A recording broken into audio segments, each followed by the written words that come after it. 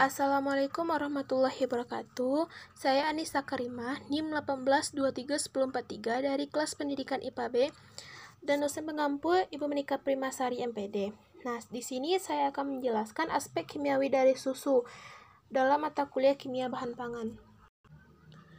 Materi pembelajaran kita pada hari ini yaitu pengertian susu, komposisi susu, sanitasi dan kualitas susu, jenis-jenis susu, dan sifat khas dari susu.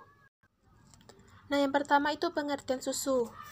Susu itu cairan berwarna putih yang disekresikan oleh kelenjar mamai atau ambing pada binatang mamalia seperti sapi, kambing, atau bahkan kerbau yang diperoleh dengan cara pemerahan sebagai bahan makanan dan sumber gizi.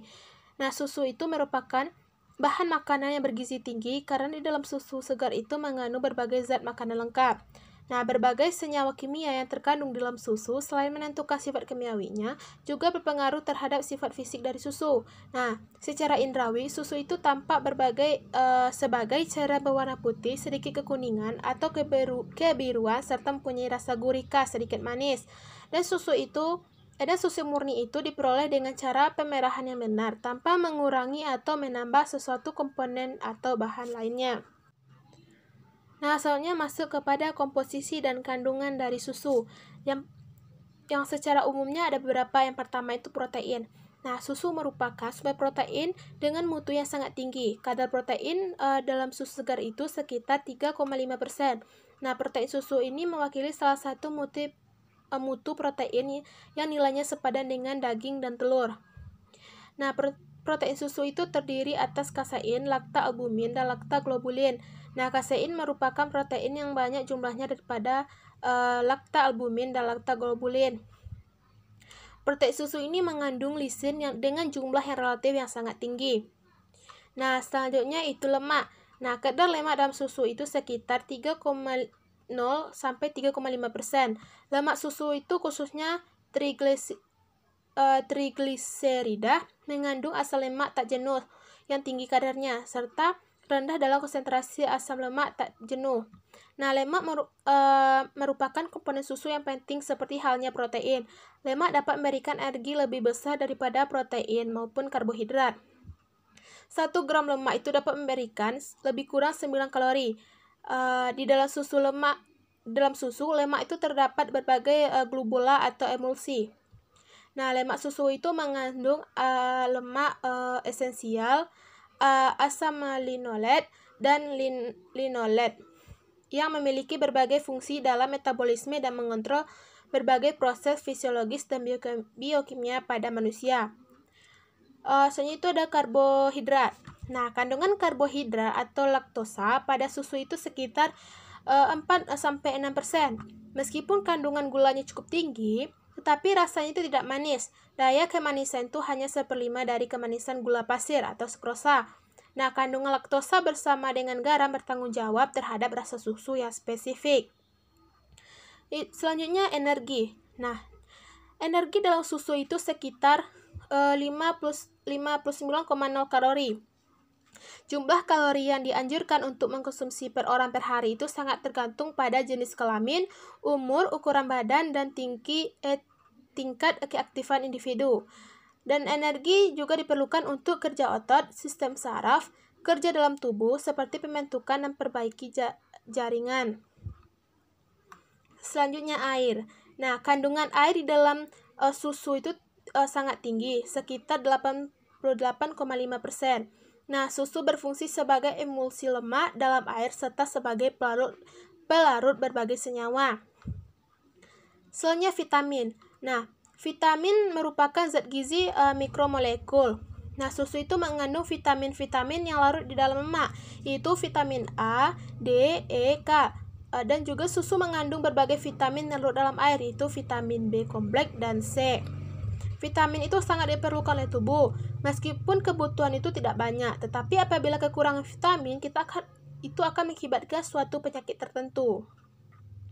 Nah, selanjutnya masuk kepada enzim. Nah, enzim adalah katalisator biotik yang dapat mempercepat reaksi kimiawi. Nah, susu itu mengandung beberapa enzim, yaitu lipase, posterase, peroksidase, laktase, dehidrogenase, dan laktase.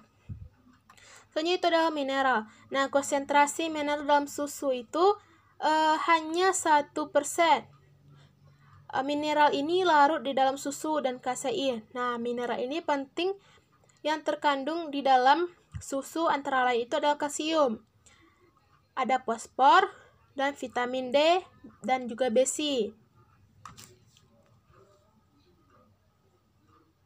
Nah, selanjutnya komposisi susu itu juga memiliki bahan kering dan juga bahan kering tanpa lemak. Nah, kita ambil contohnya itu susu sapi dan susu kambing. Nah, susu sapi ini memiliki kadar lemak 3,1%, protein 2,8%, bahan kering 11,2%, bahan kering tanpa lemak itu 8,1%. Nah, sedangkan komposisi susu kambing itu terdiri atas kadar lemaknya itu 6,34%, protein 4,97%, bahan keringnya itu 15,32%, bahan kering tanpa lemaknya itu ada 8,97%. Nah, berdasarkan hasil komposisi tersebut, dapat disimpulkan bahwa bahan kering, kadar lemak, dan protein susu kambing itu lebih tinggi daripada susu sapi. Nah, kandungan omega 3 dalam susu sapi dapat ditingkatkan melalui pemberian pakan. Nah, pakan yang kaya omega 3 seperti campuran garam kering, karbolaksilat. Nah, kombinasi selang pemerahan yang berbeda berpengaruh terhadap produksi dan juga laju sekresi susu sapi perah. Nah, selanjutnya itu masuk ke sanitasi dan kualitas susu. Sanitasi pada dasarnya itu merupakan usaha pencegahan penyakit dengan cara menghilangkan atau mengatur faktor-faktor lingkungan yang berkaitan dengan rantai perpindahan penyakit. Nah, kalau sanitasi makanan merupakan penerapan atau pemeliharaan kondisi yang mampu mencegah terjadinya pencemaran makanan Nah, sanitasi makanan itu juga terjadinya penyakit yang disebabkan oleh makanan. Nah, sanitasi itu juga upaya kesehatan dengan cara memelihara dan melindungi kebersihan lingkungan. Nah, berdasarkan standar kualitas susu segar (SNI), jumlah mikroba itu maksimal dengan diperolehnya adalah 1 juta kalori per mililiter. Nah, oleh sebab itu, susu segar itu pada umumnya itu akan mengalami kerusakan setelah 4-5 jam pada suhu kamar. Nah, untuk menghasilkan susu segar dengan angka mikroba yang rendah harus dimulai dengan praktek higienis dan sanitasi yang baik sebelum pemerahan. Nah, saat pemerahan sehingga penanganan pasca pemerahan. Nah, pada waktu masih dalam tubuh dan ambing ternak yang sehat, susu masih dalam keadaan steril. Nah, kontaminasi mikroba di dalam susu itu terjadi pada saat proses pemerahan, yaitu berasal dari kulit tubuh ternak, khususnya bagian seputar ambing atau puting. Nah, dari tangan pemerah dan juga dari wadah peralatan penampungan susu dan lingkungan tempat pemerahan. Nah, berdasarkan tersebut, menjaga kebersihan melalui praktek higienis dan sanitasi yang baik selama proses pemerahan menjadi suatu keharusan. Bahkan pada saat memulai pemerahan, 3-4 pancaran susu pemerahan awal juga harus dibuang karena pada saat itu dapat dipastikan terkontaminasi dengan mikroba. Nah, selanjutnya masuk kepada jenis-jenis susu. Yang pertama itu susu sapi. Nah, susu sapi disebut juga dengan darah putih bagi tubuh karena mengandung banyak vitamin dan berbagai macam asam amino yang baik bagi kesehatan tubuh. Nah, tiap 100 gram susu sapi mengandung 6,100 kilokalori, 3,20 gram protein, 3,50 gram lemak, 4,30 gram karbohidrat, 143,00 mg kalsium, 60,00 gram fosfor, 1,70 gram besi, terus 30 mg vitamin A, 0,3 mg vitamin B, 1,00 vitamin C, dan air 88,5 gram. Nah, susu sapi itu mengandung sedikit sekali zat besi, mineral, yang berfungsi berfungsi penting dalam pembentukan sel darah merah dan pertumbuhan. Nah, pemberian susu sapi sepanjang tahun pertama meningkatkan risiko anemia akibat defisiensi zat besi yang berhubungan dengan keterlambatan perkembangan mental dan fisik. Untuk itu, susu sapi itu tidak baik dikonsumsi oleh bayi. Nah, selanjutnya itu susu kambing. Nah, susu kambing lebih banyak diproduksi di Indonesia. Nah, susu kambing ini susu yang dihasilkan oleh kambing betina setelah melahirkan. Dalam jangka waktu 0-3 hari dihasilkan oleh susu kolostrum yang mengandung sangat banyak zat gizi. Nah, jika dibandingkan dengan susu sapi. Nah, susu kambing ini juga dapat menjadi alternatif bagi konsumen yang punya alergi dengan susu sapi. Nah, ada keistimewaan dari susu kambing ini. Yang pertama itu kaya dengan protein, enzim, mineral, vitamin A, dan vitamin B. Nah, ada beberapa jenis enzim yang terdapat dalam susu kambing, antaranya ribonuklease, alkalen fosfat, lipase, dan sektin oksidase. Nah, sementara beberapa mineral yang terkandung dalam susu kambing itu adalah kalsium, kalium, magnesium, fosfor, klorida, dan mangan. Kalau itu mengandung antiantris atau inflamasi sendi. Dan juga mempunyai khasiat untuk mengobati demam kuning, penyakit kulit, gastritis atau gangguan lambung, asma, insomnia, atau sulit tidur.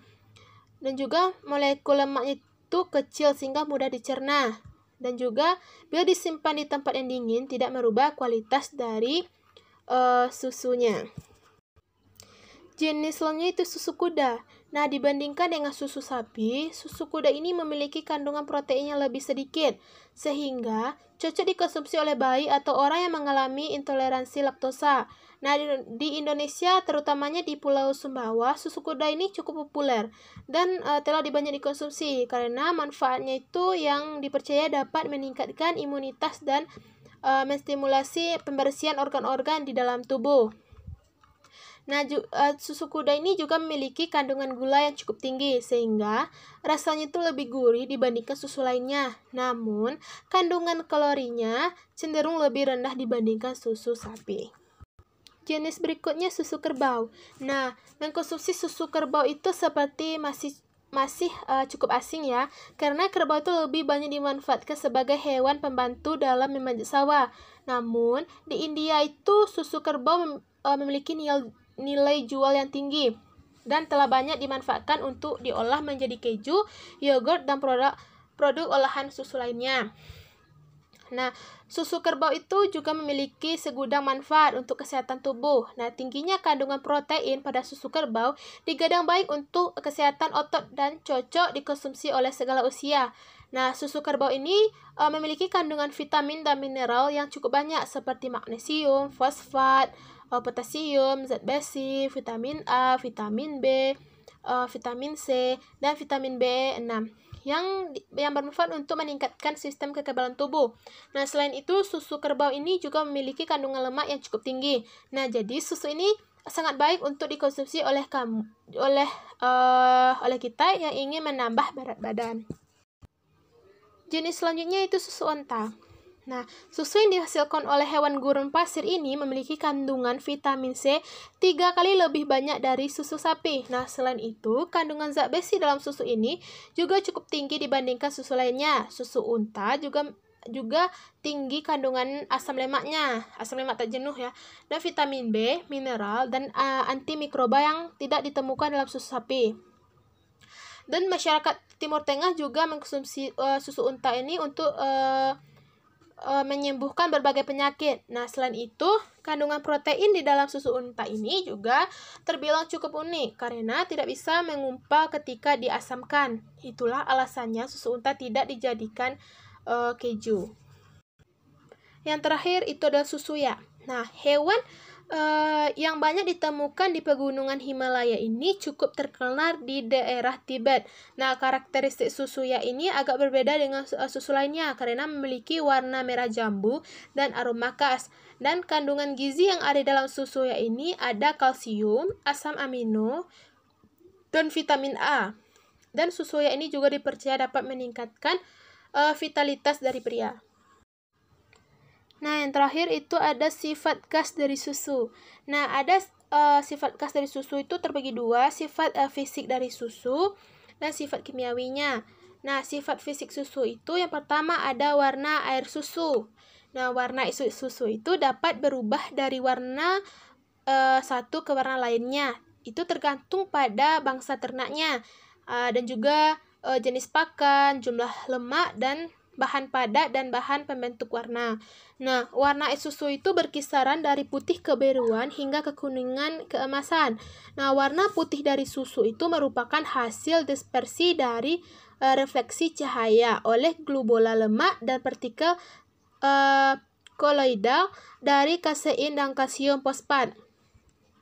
Warna kuning dari susu itu karena substansi karoten yang berasal dari tanaman hijau sebagai pakannya. Nah, bila lemak diambil dari susu, maka susu itu akan menunjukkan warna kebiruan. Nah, air susu yang baik itu berwarna putih atau kekuningan. Hal ini karena dipengaruhi adanya hamburan dan absorpsi cahaya oleh globula lemak dan juga protein. Nah, air susu yang berwarna kemerahan diduga berasal dari susu sapi yang menderita mastitis. Susu yang berwarna kebiruan menunjukkan air susu telah dicampur dengan air yang terlampau banyak. Sedangkan air susu yang berlendir dan mengumpal menunjukkan bahwa air susu itu telah rusak. Selanjutnya, rasa dan bau dari air susu. Nah, susu yang baik memiliki rasa yang sedikit manis. Nah, rasa manis ini berasal dari laktosa. Nah, sedangkan rasa asin berasal dari garam-garam mineral fluorida atau sitrat. Nah, bau susu yang normal itu ada beberapa. Yang pertama itu yang penyebab fisiologisnya, bau dari badan sapi yang dipindahkan ke dalam susu. Nah, citra rasa pakan sapi misalnya alfalfa, bawang merah, bawang putih, dan cita rasa algae yang akan masuk ke dalam susu jika bahannya itu dicampuri pada pakan atau air minum sapi. Nah, yang kedua penyebab enzimatis. Nah, itu menghasilkan bau tengik karena enzim lipase pada lemak susu. Dan juga penyebab bakterinya itu terjadi fermentasi laktosa menjadi asam laktat dari hasil-hasil metabolisme yang berasal dari berasal dan bersifat volatil. Nah, sebabnya itu adalah dari bakteri yang timbul sebagai akibat pencemaran dan pertumbuhan bakteri yang menyebabkan bahagian laktosa menjadi asam laktat dan hasil samping metabolik lainnya yang mudah menguap. Itu penyebab kimianya karena oksidasi lemak susu. Penyebab mekanisnya karena absorpsi bau-bauan yang berasal dari lingkungan seperti sabun, cat, larutan klorida. Bila susu itu mungkin menyerap cita rasa dari lingkungan sekitar. Nah, bau air susu itu cukup mudah berubah dari bau yang sedap menjadi bau yang tidak sedap. Nah, bau ini dipengaruhi oleh sifat lemak air susu yang mudah menyerap bau di sekitarnya. Demikian juga dengan bahan pakan sapi yang merubah bau air susu. Yang ketiga itu ada berat jenis air susu. Nah, air susu itu mempunyai berat jenis yang lebih besar daripada air. Nah, berat jenis air susu itu adalah 1027 sampai 1035 dengan rata-rata 1031. Nah, akan tetapi menurut kodeks susu, berat jenis air susu itu sekitar 1028. Kodeks susu itu adalah suatu daftar satuan yang harus dipenuhi air susu sebagai bahan makanan. Nah, daftar ini telah disepakati oleh para ahli gizi dan kesehatan sedunia. Walaupun di setiap negara atau daerah mempunyai ketentuan tersendiri. Nah, berat jenis susu itu ditetapkan 3 jam setelah air susu diperah. Dan penetapan itu lebih awal akan menunjukkan hasil berat jenis yang lebih kecil. Hal ini disebabkan oleh perubahan kondisi lemak dan adanya gas yang timbul di dalam air susu. Yang keempat itu ada kekentalan air susu atau viskositas. Nah, seperti berat jenis maka viskositas air susu itu lebih tinggi daripada air. Nah, viskositas air susu itu biasanya sekitar 1,5 sampai 2,0 cp. Nah, pada suhu 20 derajat Celcius. Viskositas whey itu 1,2 cp, viskositas susu skim 1,5 cp, dan susu segar itu 2,0 cp. Nah, bahan padat dan lemah air susu mempengaruhi viskositas. Temperatur ikut juga menentukan viskositas air susu. Nah, sifat ini sangat menguntungkan dalam pembuatan mentega. Yang kelima itu ada titik beku dan titik cair dari air susu. Dan pada kodeks air susu itu dicantumkan bahwa titik beku air susu itu min 0,500 derajat Celcius. Akan tetapi untuk di Indonesia telah berubah menjadi min 0,520 derajat Celcius. Dan titik air itu 0, derajat Celcius. Nah, apabila terdapat pemalsuan air susu dengan penambahan air, maka dengan mudah dapat dilakukan pengujian dengan uji penentuan titik beku. Nah, karena air susu dengan air itu akan memperlihatkan titik beku yang lebih besar dari air dan lebih kecil dari air susu. Titik didih air itu 100 derajat Celcius dan titik air susu itu 100,16 derajat Celcius. Dan titik didih juga akan mengalami perubahan pada pemalsuan air susu dengan air. Yang keenam itu ada cerna air susu. Air susu yang mengandung bahan atau zat makan yang secara totalitas dapat dicerna, diserap, dan dimanfaatkan tubuh dengan sempurna atau 100%. Nah, oleh sebab itu, air susu itu dinyatakan sangat baik sebagai bahan makanan. Tidak ada lagi bahan makanan baik dari hewani, terlebih-lebih nabati yang sama daya cernanya itu dengan air susu. Nah, yang ketujuh itu ada sifat pembentukan krim. Nah, bila susu dibiarkan dalam gelas beberapa waktu, terlihat lapisan krim di atas permukaan susu karena butir-butir lemak itu mengapung di atasnya. Nah, susu permulaan masa laktasi itu mengandung butir-butir lemak yang besar sehingga dapat cepat mengapung daripada susu akhir masa laktasi yang mengandung butir-butir lemak yang kecil. Nah, kecepatan mengapung krim ini di atas permukaan dipengaruhi oleh 3 faktor. Yang pertama itu adalah jumlah lemak, ukuran atau diameter butir-butir lemak, dan suhu atau pemanasan. Susu segar yang didinginkan itu pada suhu 4 derajat Celcius akan memberikan lapisan krim yang maksimal dan paling jelas. Nah, homogenisasi akan merusak sifat-sifat pembentukan krim. Nah, sedangkan susu yang diprestuasi pada temperatur 71,7 derajat Celcius akan memperlihatkan kehilangan sifat-sifat pembentukan krim sama sekali. Nah, sifat khas susu yang secara kimiawinya itu ada keasaman dan pH suhu. Nah, jika kertas lamus biru itu akan berubah menjadi merah jika dicelupkan dalam susu segar. Namun, jika lakmus merah itu yang dicelupkan, nah lakmus itu juga akan berubah menjadi biru. Nah, hal tersebut disebut dengan sifat amfoter. Nah, artinya dapat bersifat asam dan basa sekaligus. Nah, potensial ion hidrogen atau pH suhu susu segar itu terletak antara 6,5 sampai 6,7. Nah, jika dititrasi dengan alkali dan katalisator fenolpetalin, total asam dalam susu itu diketahui hanya 0,10 sampai 0,26% saja. Nah, sebagian besar asam yang ada di dalam susu itu adalah asam laktat.